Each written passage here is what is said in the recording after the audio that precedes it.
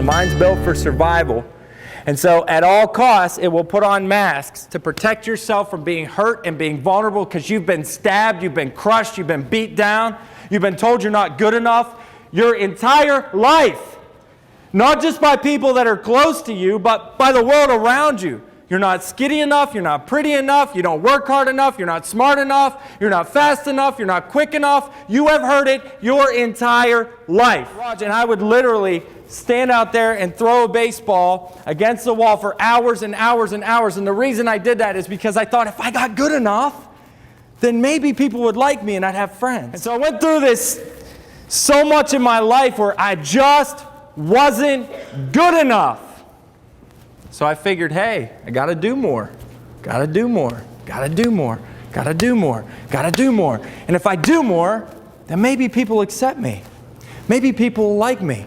Maybe people will think I'm important and special. Maybe, just maybe, I'll get what I really want. And what I really wanted more than anything else was to be able to be vulnerable and open and free. But because I had people telling me I wasn't good enough, I wasn't skinny enough, I wasn't good looking enough, I wasn't smart enough, I wasn't calm enough, I didn't fit in the box, that I wasn't worthy of that. So I figured, maybe if I do more, maybe I'll get what I want. I went to a small school, so everyone had to be alike to fit in, like you had to be the same person.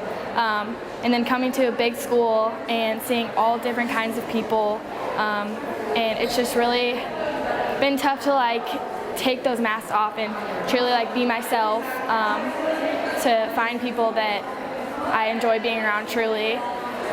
So that's been a challenge. Who ultimately, without a doubt, gets a spot on the lifeboat? Who is it? 7-year-old boy? Okay, spot on the lifeboat. Come on over here. People judge. We value people based upon what they do. The football player didn't get a spot. The prejudiced extremist didn't get a spot. The billionaire stock trader, right? You take them back, you go, listen, we'll give you a spot. The rest of them, throw the others down. You say, give me a couple million. We'll make this thing happen, right? You judge yourself based on what you do.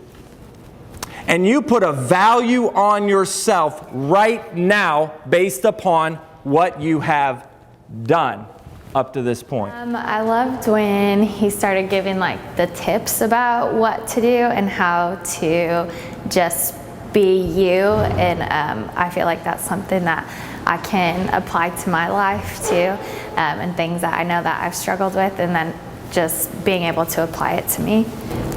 And most of you in here right now, if you're brutally honest, are hurting and struggling internally.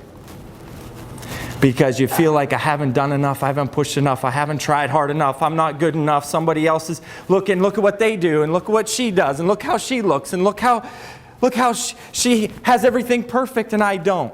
Where that same person that you're comparing yourself against is having the same struggles, and it may be against you. Your life is so valuable beyond measure, beyond what you can see or comprehend. You know what your choices tell you though? They don't determine your value. Let me tell you what they do. They tell you the value that you put on yourself. My favorite part of the meeting was when he talked about the masks and how you can have different like sub-personalities, because I'd never like thought about that about myself.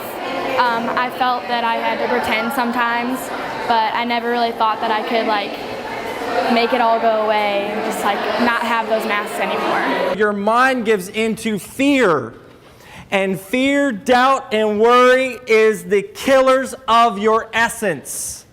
It will suppress your essence, and it will try to beat your essence into a dark corner. When you live out of your essence, when you live out of who you really are, you become such a gift to the world that when you walk into a room, the world will shake at your presence.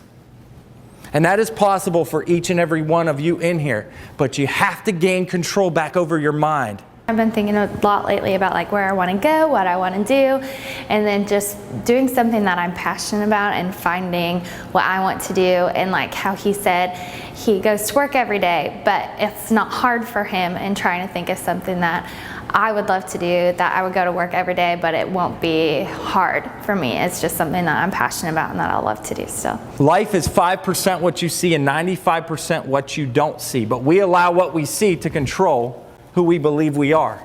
It's crazy. It's nutty. And then we call Steve Jobs called the people who changed the world the crazy ones. People call the people who live out of their essence the crazy people. Oh, there's a weird person. Oh, look at them. They're so weird and free and happy and open. Don't they know that the world sucks and then you die? Don't they know that you just got to pay bills and taxes and die? Well, I just think he had a great message to give, and I think different sororities and definitely even fraternities would benefit a lot from it. I was actually even thinking while he was talking, I was like, oh, I should text some of my guy friends that were in different fraternities and try to contact him and get them to talk, or thinking of different things he could come down and do on campus or something. So I think it would be a great message for a bunch of people to hear. If you'll just be, and you'll just be you, and you'll just be the best you, and you'll shut that mind off, I promise you, you'll do more than you could possibly imagine, possibly dream of. You'll do what Thomas Edison said, and you'll literally astound yourself.